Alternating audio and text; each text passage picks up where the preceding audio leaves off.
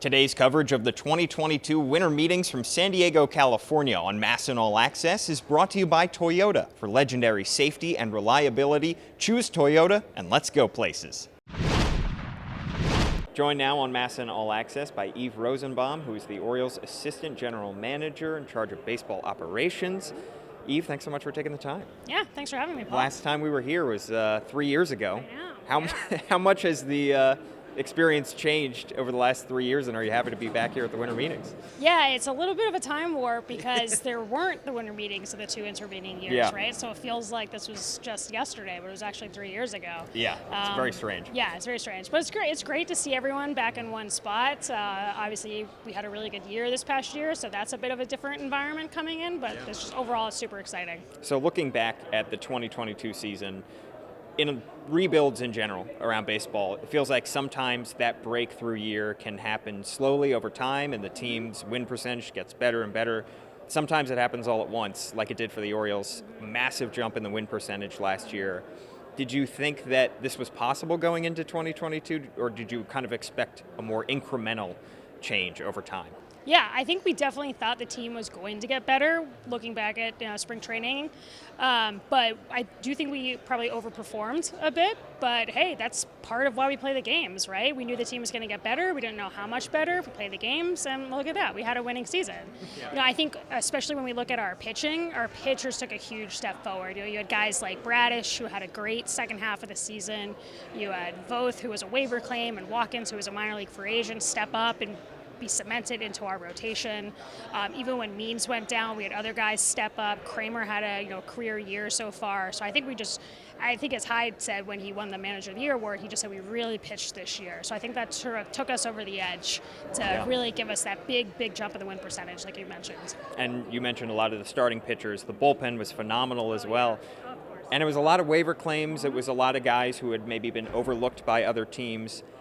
How much of that success do you think is repeatable from those relievers going forward? Yeah, honestly, I guess we'll see, because relievers, it's no secret, relievers are the ones who tend to sort of change the most from year to year for whatever reason. We don't really know why. Maybe because they are pitching in sort of short stints, and the environment changes so much in terms of who's on base and what's the leverage situation that they're coming into, how much pressure are they under. So maybe those are some reasons why relievers change the most from year to year. So I don't know exactly how it's going to go, but we have confidence that we're going to be able to pitch just as well out of the bullpen this upcoming year as we did last year. We want to keep Bautista healthy. We want to keep everyone else healthy. Baker really stepped up this past year. CNL was electric on the mound. So we're just going to be telling the guys the same thing. A lot of that credit goes to not only Hyde, but Klimek and Holt and Holmesy. And I think what really helped our bullpen this past year was just making guys comfortable, just telling them to pitch to their strengths. So we'll tell them the exact same thing next year, and hopefully we copy and paste. Yeah, it's part of the reason Brandon Hyde was finalist for Manager of the Year, the way that he deployed that bullpen. Sig Mejdal is also an assistant general manager. His title is more analytics, whereas yours is baseball operations. I'm curious as to how much overlap there is between the two of you and how much your roles differ. Yeah, so there's a lot of overlap in that we both work on everything. So Sig oversees the analytics department, our developers and our analysts, our data analysts, our data scientists. He's engrossed with their work every single day.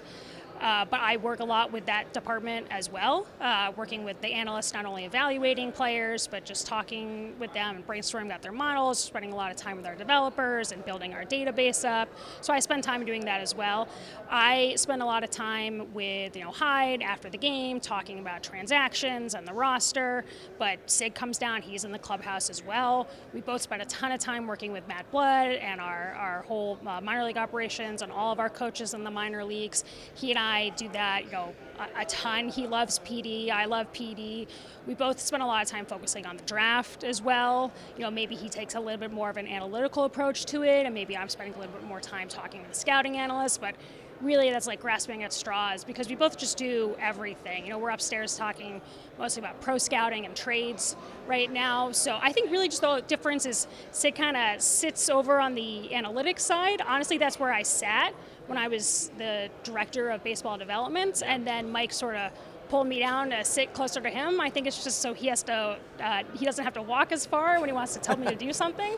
But we have a ton of overlaps. Really, the biggest difference is probably just where we sit. Yeah, your but, seat at the table. Yeah, but no, we work on everything. That's one of the great things about how Mike has the department set up. It's one of the great things about having a smaller front office. We really can work on everything. And I was just talking to Kobe. We'll be heading down to the Dominican to sign our players on January 15th. So it really is everything. We all work on everything. Mike Elias mentioned setting up meetings with free agent pitchers in particular, 8 that he said that you guys have met with either in person or over Zoom. How important is actually getting to talk to players and agents and making sure that you're on the same page and that you kind of have an idea of who this pitcher is in addition to just the numbers on their baseball card, as Elias said? Yeah, it's huge because the pitchers are the ones actually going out there, getting on the mound, taking the ball, and trying to strike out the hitters. So we want to get to know them. We want to get to know them as a person. We want to know about their families. We want to know about what's been working for them in the past, what hasn't been working for them, what ideas do they have about their repertoire, what are they looking to improve this offseason, what are they looking for in a ballpark, what are they looking for in a coaching staff. We want to make sure it's a good fit, not only for the player, but we want to make sure that it's a good fit for us as well. So it's huge to be able to actually talk to the players and not just look at their stats and say, that guy. Right. Well, it's great to be able to talk to you, and hope you thanks for enjoy having the me. final couple days of winter meetings here. Yeah. I've been drinking some more coffee to power through to the end. Yeah.